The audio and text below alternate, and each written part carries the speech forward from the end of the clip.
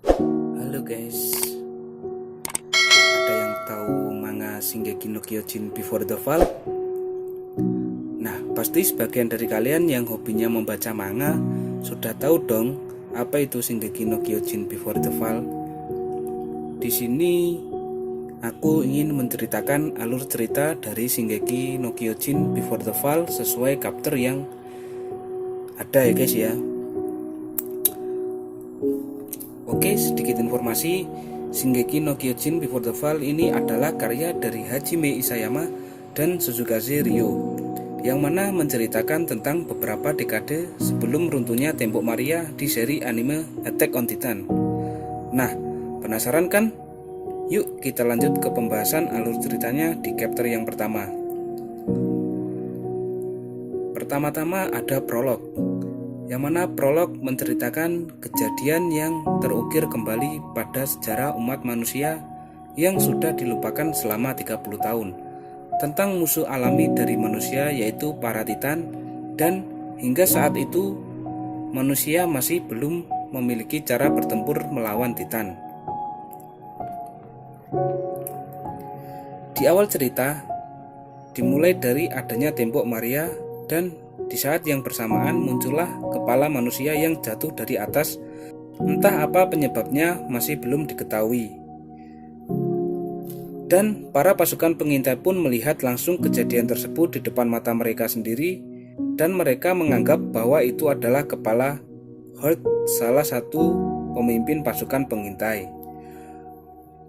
Terdengar dari kejauhan ada seorang perempuan berteriak menyebut nama Hurt, yang mana diketahui bahwa perempuan tersebut adalah istri dari Hurt. Kemudian setelah kejadian tersebut, panel pun memperlihatkan adanya kekacauan di dalam dinding dan banyak orang-orang yang bergeletakan.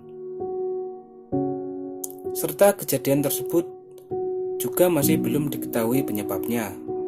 Di saat bersamaan, kita diperkenalkan dengan dua karakter yaitu Carlo Pikel dan Solm-Hume, yang mana mereka berdua adalah anggota pasukan pengintai. Setelah melihat kejadian tersebut, Carlo berpikir bahwa ini adalah ulah para Titan, dan berargumen bahwa orang-orang pasukan pengintai pun tidak akan sanggup melawan kengerian yang terjadi, yang mana ini disebut teror para Titan bagi umat manusia. Kemudian panel memperlihatkan adanya sekelompok orang yang dipimpin seorang wanita, yang mana wanita tersebut adalah Elena, istri dari Hurt yang sudah meninggal. Dan diketahui bahwa sekelompok orang tersebut adalah penyembah Titan. Tujuan mereka mendatangi pasukan penjaga tembok dan pasukan pengintai adalah untuk membuka gerbang untuk para Titan. Akan tetapi hal itu diketahui oleh Solm, salah satu anggota pasukan pengintai, yang mana dia mencoba untuk menghentikan Elena. Akan tetapi usaha yang dilakukan oleh Som sia-sia saja. Bahkan Elena dan pengikut penyembah Titan itu tetap bersikeras untuk tetap meminta dibukakan gerbang, bahkan sambil berteriak kepada mereka, buka gerbangnya, buka gerbangnya. Dan juga sebagian dari mereka mengancam dengan menyandra petugas pemerintah kerajaan dan akan membunuhnya. Tak lama kemudian suara lonceng Liberty berbunyi dan pertanda gerbang akan dibuka. Dan di saat yang bersamaan, Elena, sang pemimpin penyembah Titan, berteriak, beri kami kebebasan yang sebenarnya, kebebasan yang sebenarnya. Warga yang mendengar suara lonceng tersebut ketakutan karena gerbang terbuka. Kemudian mereka mendengar suara langkah kaki Titan yang menuju gerbang dinding. Selama beberapa waktu, muncullah Titan di depan gerbang dinding dan masuk ke dalam dinding. Warga yang melihat adanya Titan pun berlarian dan menyelamatkan diri mereka masing-masing. Akan tetapi sebagian dari mereka tidak sempat melarikan diri dan tertangkap oleh Titan dan dimakan Titan, termasuk para penyembah Titan dan Elena. Kemudian panel melihatkan bahwa orang-orang ada yang terperangkap di suatu tempat dan tidak ada jalan keluar bagi mereka. Akan tetapi entah kenapa Titan tersebut berhenti memuntahkan manusia-manusia yang telah dimakannya dan pergi begitu saja keluar dinding. Solm pun kaget dengan kejadian tersebut dan bertanya kepada Carlo, kenapa Titan tersebut bisa keluar begitu saja? Carlo pun menjawab dengan rumor yang didengarnya bahwa ada seorang pria yang berani menggiring Titan tersebut keluar tembok. Setelah itu Carlo dan Som pun berinisiatif untuk membuang bangkai korban yang sudah dimakan Titan, yang mana bertujuan untuk menghindari wabah penyakit.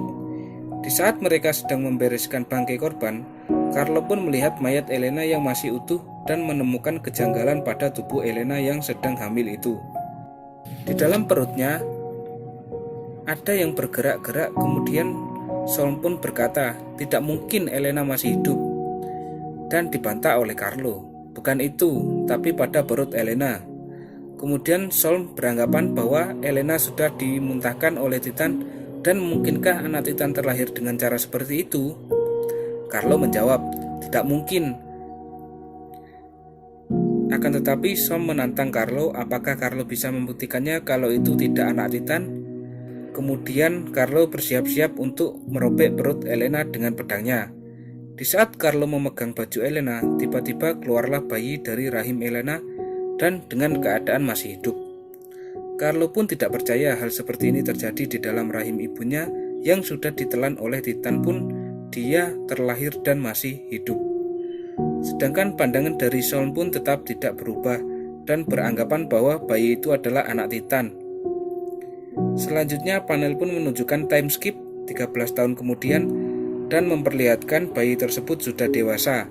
Akan tetapi keadaannya dalam kondisi yang mengenaskan, dengan dikurung dan dipasung di dalam penjara ruang bawah tanah. Beginilah nasib tokoh utama dalam setiap cerita manga. Selalu diawali dengan kondisi yang mengenaskan. Dan chapter pertama pun berakhir di sini. Jadi awal chapter ini adalah perkenalan tokoh utama, karakter, dan juga awal kisah Shingeki no Kyojin Before the Fall ini terjadi.